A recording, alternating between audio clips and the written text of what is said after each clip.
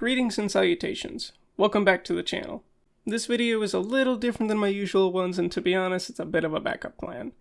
Long story short, I have two ideas coming down the pipeline, and the first one is taking a lot longer than I previously expected it to. The script alone is taking me too long, so as a way to not withhold posting for so long, I'll be doing a classic reading the comments kind of video. So today we'll be going through the r/Blenderhelp community. I've frequented it quite a bit, and we'll probably even go over some posts that I've already commented on because I frequent it so much.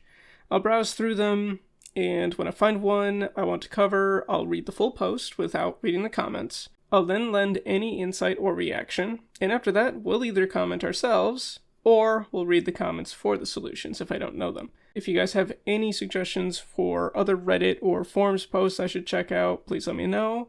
Alright, let's get started. I still want 1 key and 3 key to act as shortcuts for the front orthogonal view and right orthogonal view, respectively.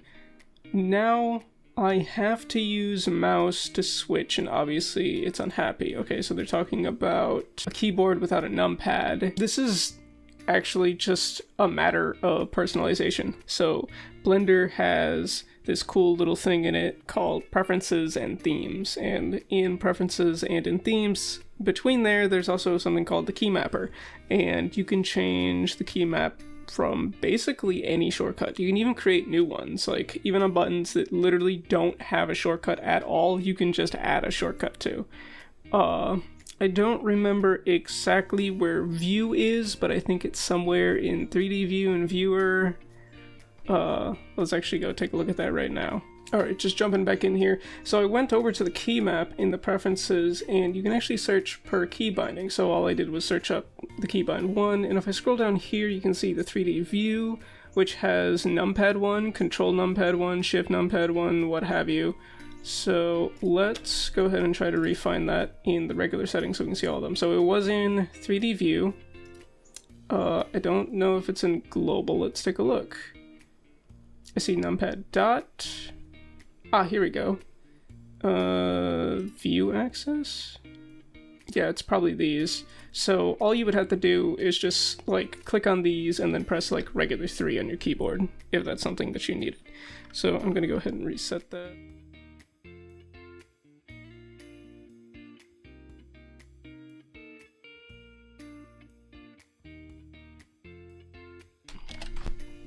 Oh, keybidden. Keybidden, everyone loves the keybidden. Commented. Cool. I wonder when they started putting the auto moderator on every single post. It's quite annoying. Alright, looks like we got a new one here. Issues with starting Blender on AMD GPU. Oh my god, isn't that just the story of my life? Okay, so before I click on this, those of you with AMD GPUs and who are with me probably feel the pain, but Blender only supports a very select few AMD GPUs, and the ones that aren't supported just straight up don't work at all for Blender, and the ones that are supported tend to have some software incompatibilities or some little issues. So let's just take a look at what this person has. I don't think I'm going to be able to answer it.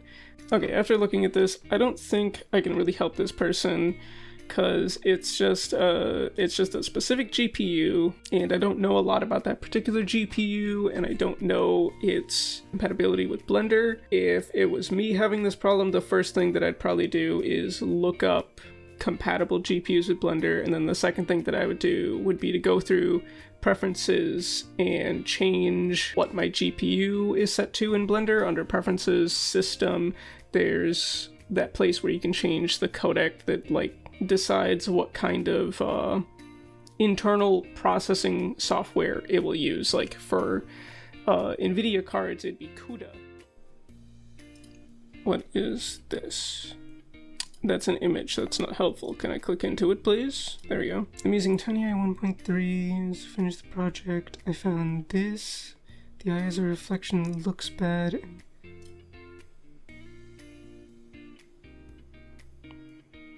Are you sure that's a reflection? I'm not certain that's a reflection. It almost looks like just like the eye socket is like built in, you know what I mean? I don't know though, because like I can see that part of the eye right there. I've actually recently used Tiny Eye, but I haven't actually used it in a character model like this just yet. Let's see what they have to say about it. It doesn't look like a... Yeah, see, exactly what I said. That doesn't look like a reflection. It looks like your eye socket geometry intersects with your eyeball. I think you've got something analogous to the left result here instead of the right. Let's take a look. Yeah, one where there's like an actual hole cut out and one where there's not, and that would be closer to what he has. If you're talking about the clipping, I'd say just delete your inner eye socket. Okay, it was that. Oh yeah, okay, yeah, that was the issue. Cool. Yeah, it was just a weird eye socket geometry. Usually if there's a weird reflection, it's not gonna be so colorized. Like, that just looks so damn colorized. Like, you would have to have a complete mirror on that material, and I've used Tiny Eye, and it's not a true mirror. Like, it wouldn't look like that. Oh dear God, what is this? How can I close this hole? Well, it's everyone's favorite game show. How do you close the mesh? And oh my God, that is horrible. Oh my God. I would say at least they're not N-gons, but I don't think this is any better. Oh God, it's like looking at a poorly designed game asset. Oh God, what? That's it? That's all you give me? Oh, right, yeah, that's just some horrible topology. Let's see what everyone else is saying. You know, there's a reason why I didn't tell you guys what I would do to fix this, because I wouldn't fix this. I would start over. Let's see.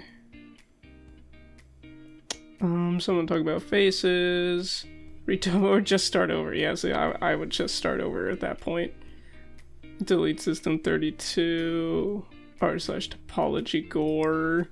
So I'm blocking out a character, and I have absolutely no idea how to make this fluffy ass hair, and this is the only thing I have on it now, but I'll have a screenshot soon. Does any means someone tell me every step for oh God, no. What is he trying to do? Oh, he's trying to get that. Creating hair is always a struggle. There's several methods of doing it. You could use Blender's built-in hair, although I don't think it'd be good for something as stylized as this. I don't know, I haven't really used the new hair system since like 4.0 came out. In the past, for more stylized hair, I've used a trick where you basically take curves, or actually no, they were lines. You take like mesh lines, and then you essentially use geometry nodes, or you use some sort of skin modifier or something like that to create like really thick strands of hair and then form them into something like this. It's really good for making anime characters. And I guess that could be one way of doing it. Honestly, with something like this, depending on how you're shading it, I might sculpt it. You know, just sculpt out the hair, put in all the creases where you need them to be, and then just put a toon shader on it, because it looks like this is a very toon looking character. So I think that would be a pretty good way of going about it. Let's see what everyone else said. That's a very good way of looking at it. You can block out, you can essentially block out with smaller shapes. They're saying spheres, which probably would be good for something as complex as hair. And then down here, he's talking about cutting the hair into small parts, which is also a really good idea. This person's talking about the subsurface modifier, another very fine idea. I feel like that idea could be just a little bit better if it's not just one cube, but either a bunch of cubes or something like that. Time for sculpting, yep, see? Alright, how do I fix pixelated edges around the letters? So I imported the SVG file of a logo with some text included. However, I'm rendering it in Eevee, and the edges of the letters come up pixelated. How can I fix this? In what way are they... Oh, are they talking about, like, that? At least I assume that's what he's talking about. I don't really see anything else. But first things first, this back purple light, whatever this is, seems kind of blown out. I'm curious what his color settings are, because that just... the gradient just doesn't look that good. And I would expect it to I would expect it to look at least a little bit better. I know that Eevee can have some weird, like, lighting, shadow things going on, but I wouldn't expect that to be happening. So I'm curious if his color depth or perhaps his color settings are a little strange. I might try examining the film settings, try to see if a slightly more contrast setting would fix this. I would also just re-examine your lighting in general, and basically a lot of these, like, they're pixelated because that's how many pixels you have, and there's a light on that side of it, and Eevee isn't that great at light, so I don't know. I would think that looking at your lighting, looking at your film settings for like the color and stuff for your renders, and maybe upping the samples. It's just all these weird colors that shouldn't be in here, especially like over here on this L. Look at all that green. It's almost like he rendered it in like a weird format. I think I'm gonna back away from that one. Camera black cuts. Oh. Is that just a clipping error? That looks like a clipping issue. It looks like those things are getting too close. Let's take a look. Hey, is there any way to get rid of the black cuts to get a clean render like the viewport? What's the viewport look like? Yeah, I don't know, man. Like, first off, why is the viewport a different...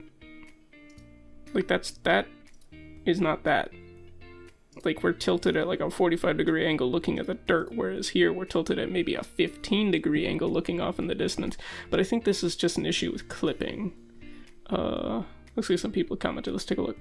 Yeah, see, might be a clipping issue. After selecting the main camera, change clip start value, decrease the value. Object data properties represented by the camera icon in the object panel. Oh, it's not that issue, but no difference even on very low values. That is interesting, but it very much looks like a clipping issue. So I don't know what the issue would be. Well, he doesn't show us the camera settings, so I'm wondering, because this almost looks like it's rendered in orthographic view. For those that don't know, in perspective view, your camera works a lot like the human eye, where all of the light focuses onto one point, and that's where it captures from. That's how real cameras work. However, in orthographic view, basically every line on the plane of where your viewport is gets rendered as a straight line instead of all meeting at one point. So everything becomes flat in orthographic. So I wonder if this is an issue with just the way that the orthographic camera works. Let's actually leave a comment about that.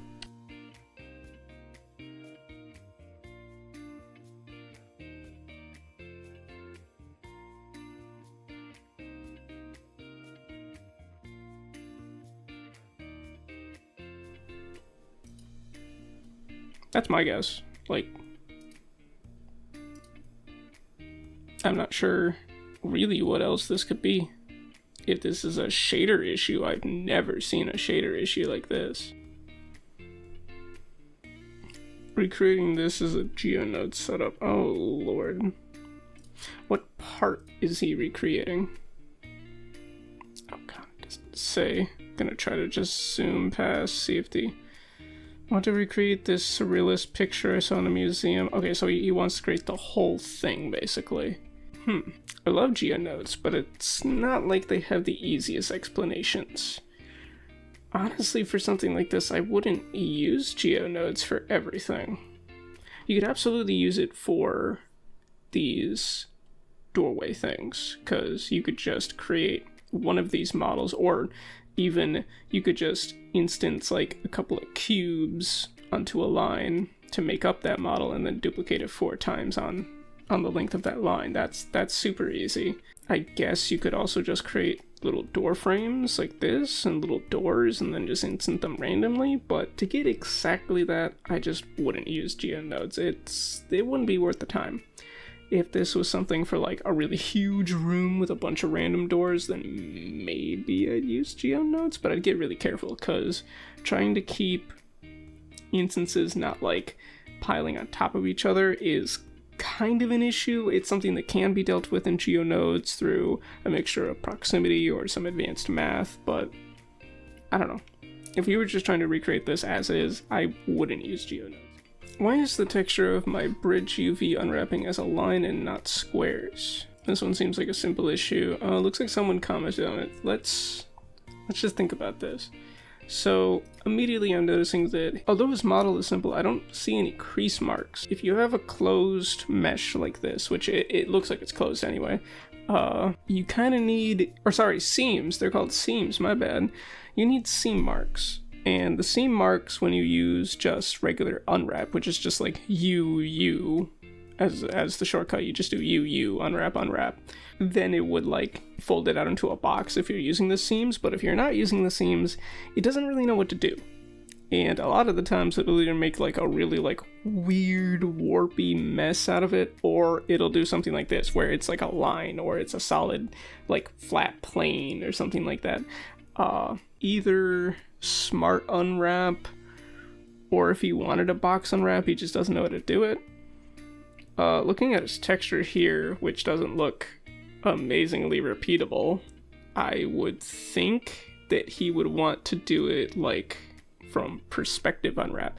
Perspective unwrap is kind of unique in that it takes the perspective of the viewport and then essentially takes it in orthographic vision and unwraps it that way, which is actually really useful for giving everything one texture. It doesn't work very well for, of course, like the top faces, for example, but the side-facing faces would be great for that. Let's see what the comment was. Yep.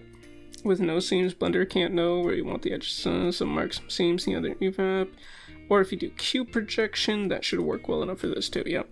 Okay, real quick. This isn't a particularly good post, and that's why I want to put a little segment in here that if you're going to post on anywhere like this place, like Blenderhelp or like Stack Exchange, you need to explain the issue thoroughly, and if the forms allow you, you need to post screenshots. This person doesn't post screenshots. Luckily, someone tried to help him, and then when, you know, they gave him a basic answer that didn't really help him, he asked to see some screenshots, which is fine. Like, you need screenshots in these people. There's so many times where there's no screenshots, and I get it.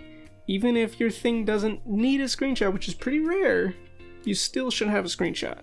We need to understand what you're doing, and there's so many things that could be going wrong. It could be the smallest little thing, and one of us will catch it, and you didn't, because it's like one tiny little check mark somewhere.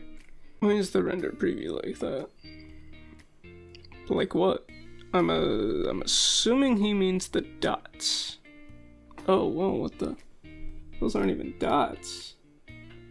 What are those? I would say that it almost looks like Z-plane fighting, but it's not Z-plane fighting because it's like in this weird dotty format, and I've never seen this weird, almost cellular format for Z-plane fighting. I don't know, maybe it could be, but it looks to me kinda like this is either a GPU inconsistency or it's some sort of native bug to his hardware, or maybe it's just some really whack settings on his render output. Because he's in render mode. This doesn't look like cycles, it looks like Eevee. And I have seen Eevee do kind of ghost cells in the past when rendering specifically shadows and reflections, but I've never seen it like this before. Let's see if anyone commented. You may have duplicated your mesh by accident going to edit mode. Yeah, see, okay, so they think that it's duplication. And this person says, this isn't Z-plane fighting, this is a render bug. We've started to see super commonly since 4.2. It's due to the OP's older. Okay, so yeah, I was right. It's hardware inconsistency or hardware bugs. Yeah, 4.2 is not very friendly to the older sets of hardware. I'm lucky that I don't run into a lot of issues. Funny story. I actually, when 4.2 came out, just straight up 4.2, or sorry, 4.0. When 4.0 came out, I was trying to make some concept art, but I was doing it in Blender with grease pencil, I don't use grease pencil a lot, but I know how it works as a beginner in it, basically, right? And I was working on this little, like, graphic of one of the things I was making for my game dev job, right? And I couldn't see anything. Like, every time I'd draw something, I just couldn't see it unless it was a very particular color. And if it wasn't that particular color, it was completely invisible, which is so annoying. And it turns out it was just a hardware bug, and it was completely fixed in 4.2. So that really sucks. The problem is a bug in 4.2 plus that only affects older / weaker hardware, so your only options are to update the drivers and hope your hardware beats the bug. If not, you can just have them wait for them to fix it or roll back. Red flickering. See, now that almost looks like Z-plane fighting. Or selection fighting? Like, it almost looks like he clicked on something beneath it, and like, that's not his active selection, but as he scrolled out, it kind of like warped on top of it, which is something you see in some softwares where when you scroll out, any UI elements kind of glitch above things that they're not supposed to. Yeah, Z-plane fighting. Okay, so we have someone trying to mimic a particular style, and he doesn't want it. No high poly available? Does that mean that he just doesn't want high poly? Whatever. So he doesn't want high poly, I think. He doesn't have Substance Painter. Well, when it comes to the textures, there's some other options. Like, there's straight up shaders. You could paint them yourself. For like the lines on here that almost looks like line art. It could not be, but it almost looks like there's some line art. There is a line art tool for grease pencil in Blender. There is also something called, I think it's called Mixel or something like that, that does kind of what Substance Painter does, but not quite. There's some free options out there for that. So you want something like this. I would say that whenever you're trying to copy a style, one, it's hard to copy a style exactly, because you need to figure out the rules of that style, and not every style has perfect rules. I would say that if you're trying to go for something like this, I think starting out with something simple would be a good idea. Like for this robot, for example, I'd probably start with the leg being a square and then an extra square for this knee because it's so far out there and it looks like that's a double joint right there. And then for the feet, I would do the same thing. I'd probably have a big square here and then 2 massive squares on the side and 1 massive square at the front for the toe. I would probably do something like that just to get the shape down. And then after the shape for the hard surface modeling section, I personally like to make the joints first on creatures or characters like this where they're very robotic. I try to get the joints down first, so I do like essentially like a skeleton. I do like a skeleton of metal first. That's how I do it. Some people start from the outside in. It's really just whatever works best for you. For something like a ship, I would probably get the silhouette in. I would get the silhouette from whatever angle you're working on, and then from there I would essentially, like, let's say like this was like a trapezoid right here. Let's say this was just a trapezoid on like the base mesh. You could just delete that trapezoid and then fill it with detail, essentially. I also find that concepting in like grease pencil or like Krita for like I'm not good at 2D, trust me, I'm not, but I find doing that really helps. Oh, and this is what they made. Honestly, that's pretty good. Like, it's not quite what this is, because by the looks of it, this one looks like it's been like, what's the term? It's almost like it's been like commercially created. Like, it's got like the really smooth edges, it's got like the nice, very fabricated edges on like the armor. It's got the pauldrons, which are a lot more rounded than being flat. Like, think of it like an iPhone versus something that someone put together in a garage. This looks like the iPhone versus like a junkyard trash heap. It doesn't have the super harsh edges. I would say that this model right here almost looks like it has more harsh edges, but it still looks very fabricated. This one is actually quite a different art style. And same with that one. As for the model, I would say that he did pretty good. I would probably work on making the joints more oomphy, because right now, like, that looks cool. I can see the joint, I like that. But like this very simple bend right here, and it's something that I struggle with too, making robotic characters. It is not easy. But I like how stocky everything looks, but I think that you could probably put some more flair on it if you were actually trying to emulate something like this. And I would probably make some of these edges a little more, like, a little more smooth. It looks like he tried to do it really good right here and in here, but for places like up in these pauldrons, oh no, they look okay too. I think the feet on here are actually very on point. Those look really cool. I would think that the hips, the knees, and maybe the forearms could use some work, but everything else I think actually looks really good. I think he did a really good job with this so far. Fluent materializer add-ons. Yeah, these guys are probably just talking about the materials. Like I said, there's like Mixel. Is it called Quixel Mixel? It's something weird like that. And before I leave, I'm letting you all know that the next video will not only have a much bigger project video, but also a new avatar. Something a little more dynamic than this one. So stay tuned for that in the coming videos. See you all later.